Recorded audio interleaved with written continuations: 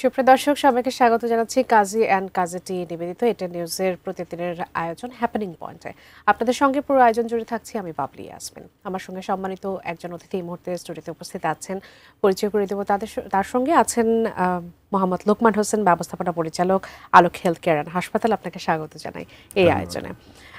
আজকের আমার নির্ধারিত বিষয়ে গ্রাম থেকে শহর সমান স্বাস্থ্যসেবার অধিকার, স্বাস্থ্যসেবার সমান অধিকার আসলে আমরা পাচ্ছি না কেন, একেবারে স্পষ্টভাবে যদি বলতে চাই সেই বিষয়টি নিয়ে মূলত আজকে আমরা আলোচনা করব। কিভাবে সম্ভাবনার জায়গাগুলো নিয়ে আমরা কথা বলবো। জনাব লোকমান হোসেন, শুরুতেই যেটি বলছিলাম যে স্বাস্থ্যসেবার সমান অধিকারটা আসলে আমরা দেশ জুড়ে পাচ্ছি না, অথচ এটি আমাদের মৌলিক অধিকার, সকলেরই এটি সমানভাবে পাওয়ার অধিকারটুকু আমাদের আছে। কিন্তু যখন চিকিৎসা করতে যাওয়া হয় তখন গ্রামের মানুষগুলো সব ধরনের সেবা যেমন পাচ্ছে না, তেমনি সরকারি হাসপাতালের সেবার মানটা আলাদা থাকছে, বেসরকারিতে আলাদা থাকছে। এই যে এই বৈষম্যগুলো কেন হচ্ছে? ধন্যবাদ আপনাকে। একটা গুরুত্বপূর্ণ বিষয় নিয়ে আমরা আলোচনা করছি।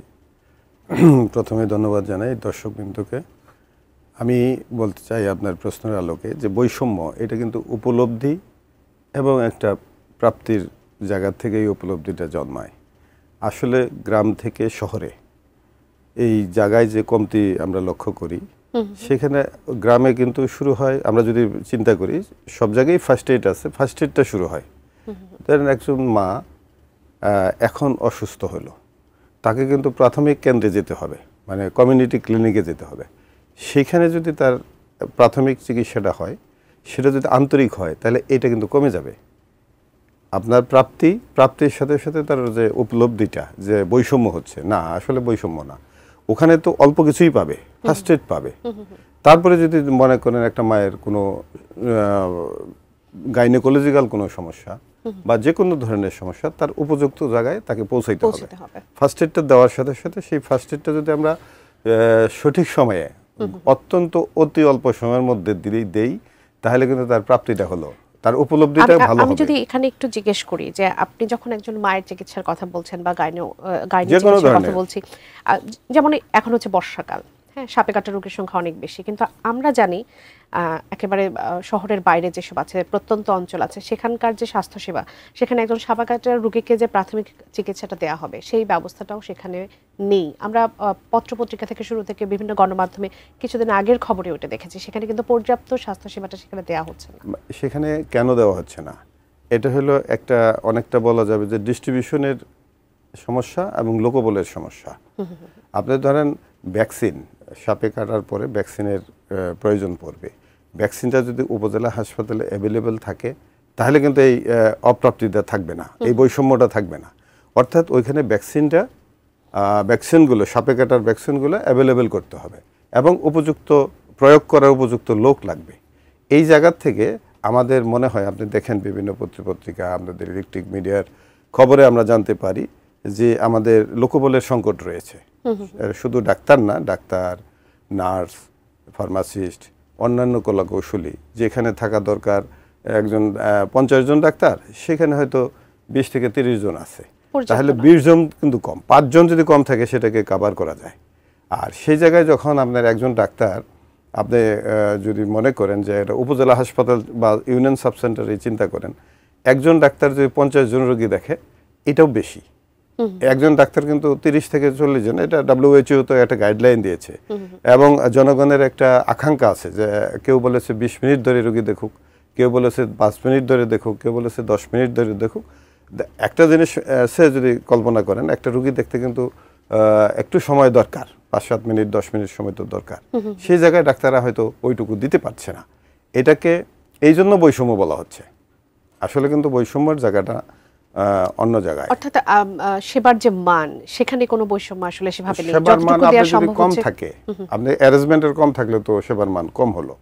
যেমন মনে করেন আমি যদি একটা উপজেলা হাসপাতালের কথা বলি, তখন ওখানে যে পরীক্ষা নিরীক্ষা করা দরকার, একটা এক্সরে করা দরকার, একটা আলট্রাসোনোগ্রাম করা দরকার, কোনো সময় একটা ইকোকার্ডিওগ্রাফি করা দরকার, এরকম ইসিজি করা দরকার। সেখানে যদি কোনো কমতি থাকে, তাহলে বলতে হবে যে এখানে সংকট আছে বা অভাব আছে। এই অভাবগুলো দূর করতে হবে। আর পাশাপাশি একজন ডাক্তারকে কতজন রোগী দেখাবেন আগে আইডেন্টিফাই করতে হবে। এখানে ন্যাশনাল গাইডলাইনও আছে, WHO গাইডলাইন আছে যে একজন ডাক্তার কতজন রোগী দেখবে, একজন নার্স কতজন রোগী দেখবে। সেই তুলনায় আমাদের সংখ্যা অনেকটা কম। এই সংখ্যা আগে জনসংখ্যা আগে অভাবটা দূর করতে হবে। তারপরে আসেন আপনার অন্যান্য পরীক্ষা নিরীক্ষা, মেডিসিন। অনেক সময় আমরা দেখি যে মেডিসিনের কমতি আছে, এগুলো যারা ম্যানেজমেন্ট করে সেই দক্ষতাটা দরকার। প্রাইভেটে যারা আসলে চিকিৎসা নিচ্ছে তারা অনেকটা সন্তুষ্টির সাথে চিকিৎসা নিতে পারছে, যে তারা মনে করছে যে তাদের যে চিকিৎসাটা দরকার সেটি সেখানে তারা পাচ্ছে, কিন্তু সেখানে খরচের বিষয়টি চলে আসছে। সবার পক্ষে তো সেই খরচ বহন করা সম্ভব না। ধন্যবাদ। যার পক্ষে সম্ভব না সে সরকারি হাসপাতালে গিয়ে সেই চিকিৎসা সেবাটুকু পাচ্ছে না, এটার কারণটা কি? এইটার কারণটা হলো, আমি একজন স্বাস্থ্যকর্মী, আমি বেসরকারি স্বাস্থ্যসেবা দিয়ে থাকি। তা আমি সেই উপলব্ধি থেকে বলবো যে আমাদের স্বাস্থ্যসেবাটা মানে প্রাইভেট স্বাস্থ্যসেবা সরকারের পাশাপাশি এটা কিন্তু আসলে সরকারের পরিপূর্ণতা। কিছু মানুষের সচ্ছলতা আছে, কিছু মানুষের সিভিয়ার অসুস্থতা আছে। যেমন মনে করেন একটা অপারেশন সরকারে 15 দিন লাগে সিরিয়াল পাইতে, আমাদের তো এরকম লাগে না। আজকে রুগী আসলো, তার প্রিপারেশন আজকেই দেবো, কালকে তার অপারেশন হয়ে যাবে। একদম। এটা কেন? উনি পয়সা দিচ্ছে, আমি সরকারি ডাক্তারই কিন্তু এখানে অ্যারেঞ্জমেন্ট করছি। ওই সার্জন সাহেব উনি সরকার থেকে কিন্তু বিকালবেলায় আসে, আর আমার এখানে পরীক্ষা নিরীক্ষার সকল ব্যবস্থা আছে, টাকা দিচ্ছে, বিদায় হচ্ছে। আর যদি টাকা না দেয় তাহলে কিন্তু আমিও পারবো না। অর্থাৎ বাজেটটা, সরকারের যে বাজেটটা, এটা জনসংখ্যার ভিত্তিতে সকলেই বলছে কম। এটা তো একটা বিদেশিদের বছরই কিন্তু আমরা বাজেটে এই কথাটা শুনে থাকি যে স্বাস্থ্য খাতে যে বাজেটটা থাকা হয়, যেটা থাকা দরকার বাংলাদেশের প্রেক্ষাপটে, সেই অনুযায়ী আমরা অপ্রতুল কিন্তু বাজেটটুকু পেয়ে। আমি এটাকে সেভ করার জন্য একটা কথা বলবো, শুধু স্বাস্থ্য সেবা না, সকল সেবাতেই আমাদের বাজেট সংকট আছে, তাই না?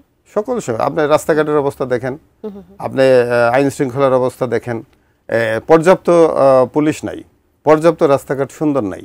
এগুলা কি করতে হবে? এগুলাকে অ্যারেঞ্জমেন্ট করতে হলে বা এটাকে মেরামত করতে হলে আপনার যেমন বিভিন্ন বিভাগের লোকজন দরকার, পাশাপাশি কিন্তু বাজেটটাও দরকার। তারপরে দরকার হলো গুণগত মানের কাজ করার।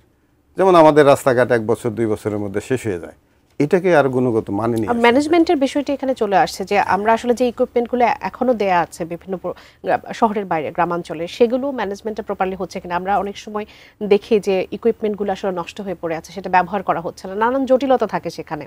সেই সেবার থেকে কিন্তু আমাদের গ্রামাঞ্চলের লোকজন সেখান থেকে বঞ্চিত হচ্ছেন। সেই ম্যানেজমেন্টটাও নিশ্চয়ই এখানে গুরুত্বপূর্ণ। আমি আপনাকে বলবো যে আমাদের দেশ তো একটা নাতিশীতোষ্ণ দেশ। অন্যান্য পৃথিবীর অন্যান্য দেশের তুলনায় কিন্তু আমাদের ফাঙ্গাস, ব্যাকটেরিয়া এগুলো বেশি ডেভেলপ করে সিজনালি। এই জন্য আমাদের দেখবেন যে যে সমস্ত রুমগুলোতে আমরা, যে সমস্ত জায়গায় আমরা মেশিনপত্র বসাই, সেখানে কিন্তু মানে টেম্পারেচার কন্ট্রোল করতে হয়, হিউমিডিটি কন্ট্রোল করতে হয়, সেখানে কমতি থাকতে পারে। তখন কিন্তু মেশিনগুলো তাড়াতাড়ি অকেজো হয়ে যায়। আর কিছু তো লোকবলের সংকটের কারণে অবহেলা আছেই বা অপর্যাপ্ততা আছেই, সে সমস্ত দিক খেয়াল রাখলেই হবে।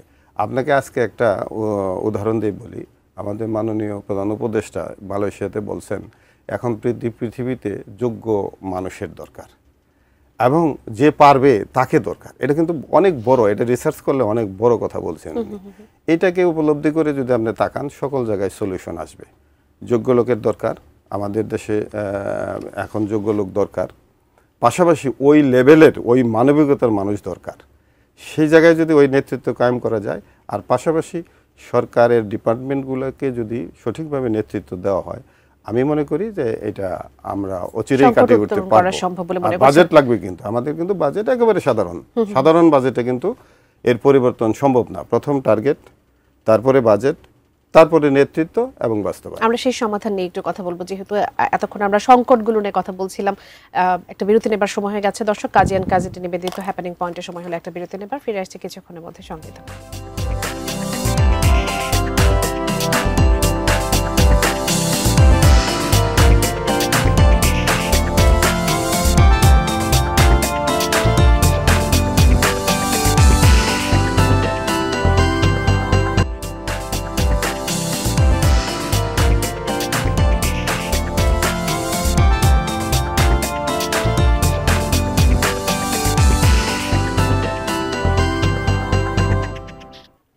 সুপ্রিয় দর্শক, বিরতির পর আবার স্বাগত। আপনারা দেখছেন হ্যাপেনিং পয়েন্ট। আমরা আলোচনা করছি গ্রাম থেকে শহর সমান স্বাস্থ্যসেবার অধিকার, এই বিষয়টি নিয়ে। ফিরে আসি জনাব লোকমান হোসেন, আপনার কাছে আসি। আমরা সংকটগুলো ফাইন্ড আউট করার চেষ্টা করছিলাম, আসলে কোথায় কোথায় সমস্যা, কেন এত বৈষম্য গ্রাম এবং শহরে।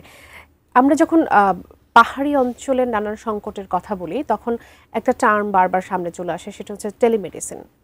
এই টেলিমেডিসিন ব্যবস্থা আসলে কতটা কার্যকর এবং সেটিকে আমরা গ্রামাঞ্চলে ব্যবহার করতে পারি? এই টেলিমেডিসিন সেবা যদি গ্রামাঞ্চলে দেওয়া হয় সেক্ষেত্রে সময় মতো ওষুধ পৌঁছানো বা ওষুধ পাওয়া এটি কি সম্ভব হবে?